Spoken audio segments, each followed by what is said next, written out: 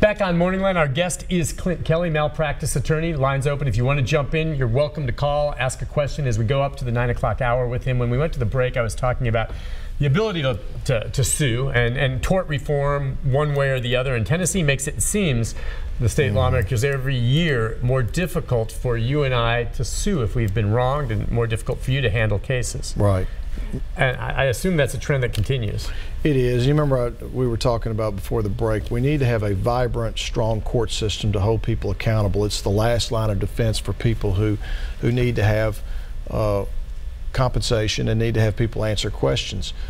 But since the tort reform was passed about 5 years ago, and for people who don't know what that is, the legislature passed laws putting caps on damages, government caps, saying this is only so much you can recover, and also enacting procedural hurdles to make it more difficult to get into court. All these laws were passed in favor of doctors and hospitals against patients. The result of that has been devastating because the number of cases that we've had in Tennessee, medical malpractice cases, has dropped. The bottom's fallen out. We have, what, about 7 million people in Tennessee? Yeah. Take a guess how many medical negligence cases were concluded last year, 2016. Concluded, meaning filed and then concluded after? Just concluded. I have no idea. Is it 386. 1,000? 386. Just 300? 300, I mean, and you probably had half of those. Period. Guess how many cases, medical malpractice cases, went to trial across the state of Tennessee in 2016? Well, it's less than 386 for sure. What? 38. Okay, but isn't that still, the 386 is a ridiculously low number, but most of the time you say, a lot of times you'll settle. Right. What I'm saying is in a state of 7 million people, 38 malpractice trials across the state. Does that tell you that there were many other legitimate cases in your mind that could not go to trial because of the statutes? Exactly. That tells you that a huge number of cases were not filed, or a huge number of cases never made it to the courthouse door. Now you think about that, and we know how prevalent malpractice is. You and I talk about it all the time. Sure. I mean, you hear it's the phone happening. calls. We get the calls, right. And we have such a small, tiny number of cases that are filed. It just tells you that until the laws are changed, very few people are going to get compensated. So how is this being sold? Because I think if you're a typical consumer sitting here listening to this and you're like, I go to the doctor, oh gosh, I don't like that. But these are lawmakers passing these laws, which you elected them to do. Right. So you've got obviously the lobby for the hospitals and the insurance companies, I'm sure, blasting them with, yeah, we need to get tort reform, okay?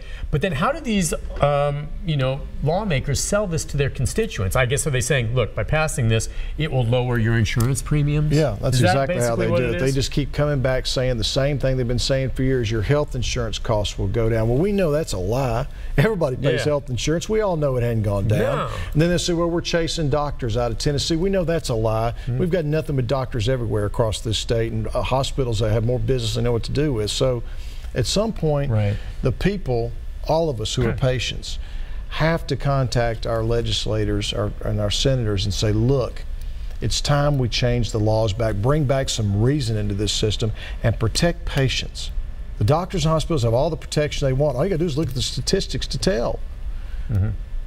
We need laws that are passed that will protect patients from this point going forward. We deserve that. And the big picture is, if hospitals feel because of tort reform, they do something wrong, but they get a slap on the wrist, your take is they're going to say, okay, we can live with this, and maybe not make the corrections that need to be made to protect patients. That's common sense. That's what the court system does. The court system, by holding people accountable, forces change.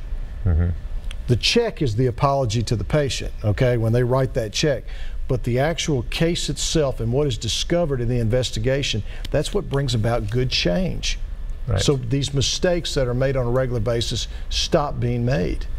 And until we have a court system that is adequately funded and is strong, there's no incentive for the hospitals to make those changes. I know you pay attention. Is there anything right now up on Capitol Hill, the latest? Are they moving more, or are they kind of settled in where we're at right now? Anything you're worried about? It looks like right now it's just a failed mess and nothing's going to come out of it. But one of the things they were trying to do, the phase 2, they wanted to pass more malpractice restrictions on people who can sue. 38 cases tried in Tennessee, and in Washington, D.C., they want to take away more of our rights. That's why I don't think this health care bill is ever going to pass. I think it's just dead on arrival.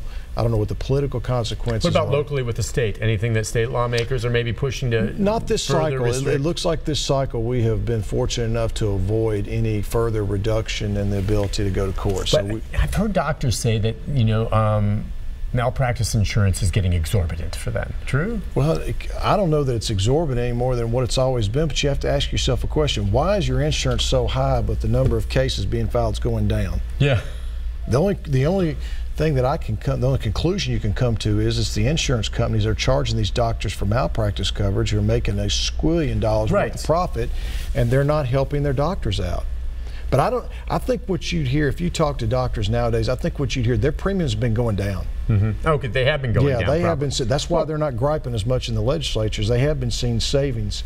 And why wouldn't you? I mean, if you only got 380 cases a year, of course you're going to see reduction. You deal with a lot of doctors. I would think most of the very good doctors out there are the ones that are going to say, fine, I mean, let the tort laws go away. I mean, I do my things right, and people, it's just right or wrong. The bad doctors need to be weeded out. It's the cost of doing business. But are there doctors that probably agree that maybe the restrictions being placed on malpractice cases are too much? Yeah, or because they want to see it cleaned up. Right. I mean, they do. They have an interest in that. Some of them really don't care, but a lot of them look at it's just the cost of doing business. I've got malpractice coverage. Yeah. I pay it every year. It's the cost of doing business. If I screw up, I hope I don't, knock on wood, but if I do, I've got an insurance company that will protect me and compensate my client if I make a bad mistake. It's the fair thing, it's the right thing to do. Right. I mean, we all drive on the road. We have to have automobile insurance in case we screw up and hit somebody. It's just the cost of driving, back and forth to work or whatever. That's what this whole thing is. And so when you start taking people's rights away from them to go to court and get compensation to hold people accountable, it screws everything up for everybody. Yeah. I was going to say, I think if they reform tort for the patient, I don't think insurance rates would skyrocket any more than they.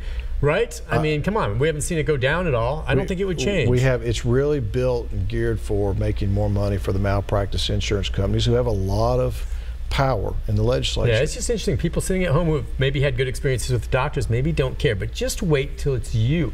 How many times have you had cases that come to you for whatever reason because of some restrictions play on tort that you ordinarily, if it had been different, might have taken? For instance, statute of limitations.